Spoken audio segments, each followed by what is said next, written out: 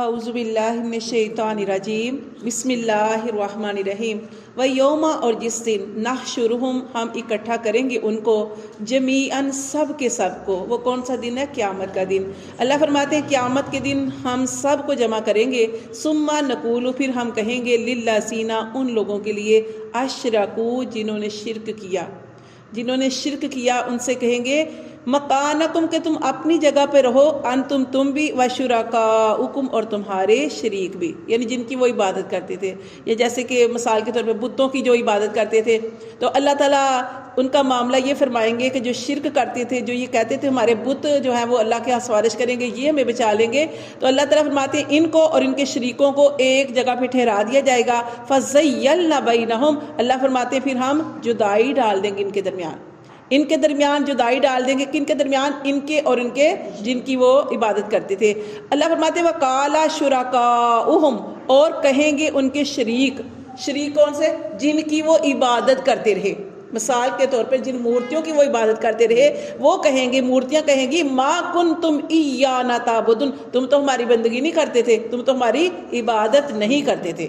ٹھیک ہے، وہ صاف انکار کر دیں گی کہ تم ہماری عبادت نہیں کرتے تھے۔ وَكَفَى، اور کافی ہے، بِاللَّهِ، اللہ، شہیداً گواہ، بیننا و بینکم، ہمارے درمیان اور تمہارے درمیان اللہ گواہ ہے، ان کننا، اگرچہ ہم تھے، ان عباداتکم، تمہاری عبادت سے، تمہاری بندگی سے، لغافلین، البتہ ہم بے خبر تھے۔ ٹھیک ہے، جن کے بارے میں یہ مشرک جو ہیں وہ کہتے ہیں کہ یہ قیامت والے دن ہمیں یہ مورتیاں بچائیں گی، یہ اللہ کے ہاں سفارش کریں گی، تو اللہ تعالیٰ قیامت والے دن ان کے ساتھ کیا معاملہ کریں گے؟ ان کو اور ان کے معبودوں کو جن کی وہ عبادت کرتے رہے ایک جگہ پہ کھڑا کر دیں گے، اور اللہ تعالیٰ فرماتے ہیں کہ اس وقت جن کی وہ عبادت کرتے رہے اور ان کے لیے نظر نیاز پیش کرتے رہے، وہ قیامت والے دن ان کی اس ساری عبادت کا انکار کر دیں گی۔ اور کیا کہیں گی مورتیاں؟ وہ کہیں گے کہ ہمیں تمہاری عبادت کا کچھ خبر نہیں ہے، کچھ علم نہیں ہے۔ اللہ فرماتے ہیں ہنالک، یہاں پہ تبلو، جانچ لے گی، جان لے گی، کل نفس، ہر جان، ما اسلفت، کہ جو انہوں نے کمایا۔ اس وقت کیا ہوگا کہ جن کا سہارا ہی وہ تھی، اب وہ کیا ہے؟ اللہ فرماتے ہیں کہ اس وقت ان کو سمجھ آ جائے گی، جانچ جائے گی ہر جان، ما اسلفت، کہ انہوں نے آگے کیا بھیجا، انہوں نے تو آگے کچھ بھی نہیں بھیجا، وہ سارا ان کا ضائع چلا گیا۔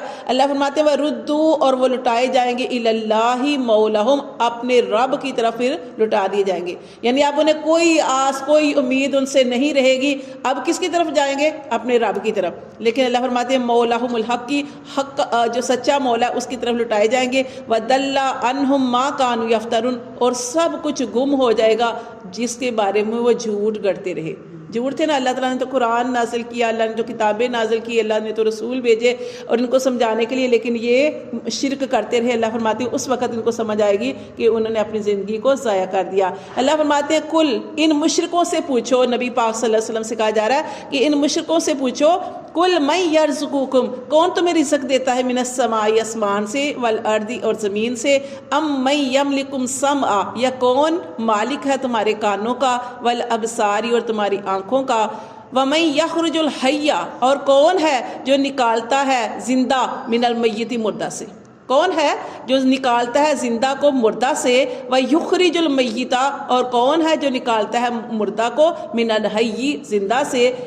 یہ سمجھ آئیے کہ مردہ کو زندہ سے اور زندہ کو مردہ سے نکالنے کی مثال ایسے ہی ہے کہ اللہ کی قدرت ہے کہ یہ زمین میں جو دانہ ڈالتے ہیں وہ کیا ہوتا ہے؟ بے جان۔ جیسے آپ نے گندم اگانی ہے یا چاول، تو اس کے لیے آپ جب دانہ ڈالتے ہیں وہ بے جان ہوتا ہے، جب اس کو ڈالتے ہیں تو اس کے اندر سے اللہ تعالیٰ فصل نکالتے ہیں، بیج سے کھیتی نکلنا، اور پھر جو کھیتی ہوتی ہے اس سے دوبارہ بیج بنتا ہے، تو وہ جاندار سے بے جان چیز۔ اسی طرح مرغی سے، مرغی کیا ہے؟ جاندار، اس سے بے جان چیز نکلتی ہے، کیا؟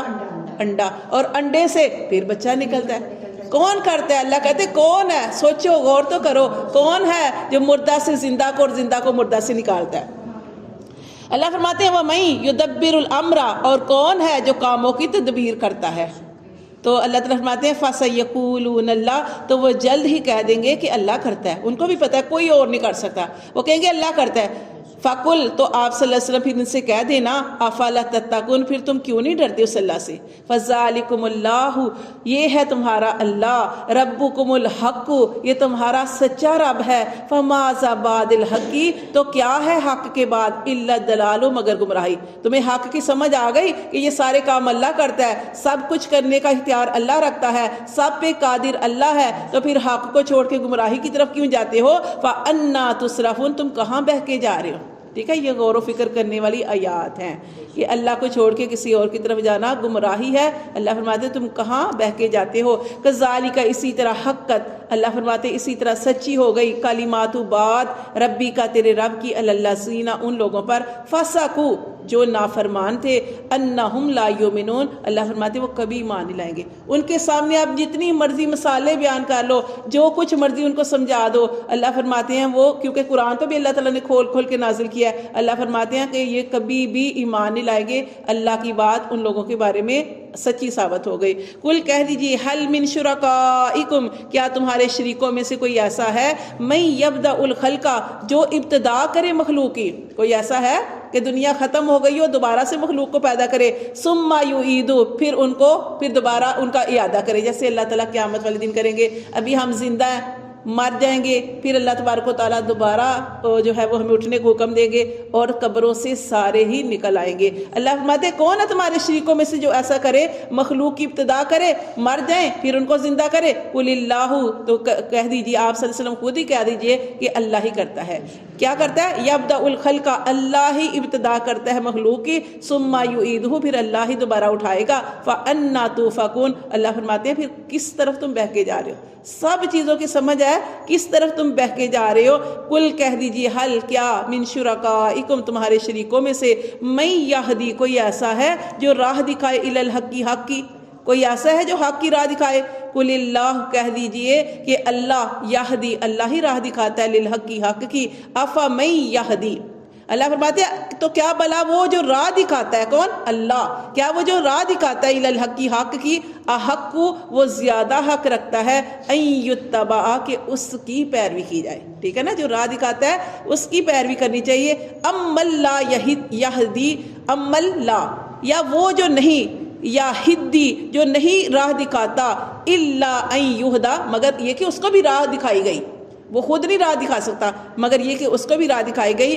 فما لکم تو کیا تم اس کی پیروی کرو گے. فما لکم تو کیا ہے تمہیں، کیف تحکمون تم کیسا حکم لگاتے ہو، کیسا فیصلہ کرتے ہو. صدق اللہ العظیم. یہ غور و فکر والی یاد ہے، تو یہ ہم ہے تو کافروں کے لیے مشرکین کے لیے، لیکن ہمیں بھی غور کرنا چاہیے کہ جیسے وہ مورتیوں کو پوجتے تھے ایسے ہی ہم بھی کئی لوگوں کے بارے میں اس قدر گمان کر لیتے ہیں کہ فلاں ہی ہمارا کام کرے گا، فلاں ہی ہمارا کام کرے گا. کسی انسان کے بارے میں، زندہ انسان کے بارے میں ایسا گمان کرنا، یا جو اس دنیا سے جا چکا ہے اس کے بارے میں اس سے ہی مانگنا، یہ بھی شرک میں آتا ہے. کیونکہ نبی پاک صلی اللہ علیہ وسلم کی حدیث کا مفہوم ہے کہ آپ نے ارشاد فرمایا تھا کہ میری قبر کو سجدہ گاہ نہ بنانا. ہم مانگتے ہیں اللہ تعالیٰ سے مانگتے ہیں، اللہ سے دعائیں کرتے ہیں. ہاں وسیلے سے دعا کر سکتے ہیں، وہ تو اپنے نیک کام کے وسیلے سے بھی دعا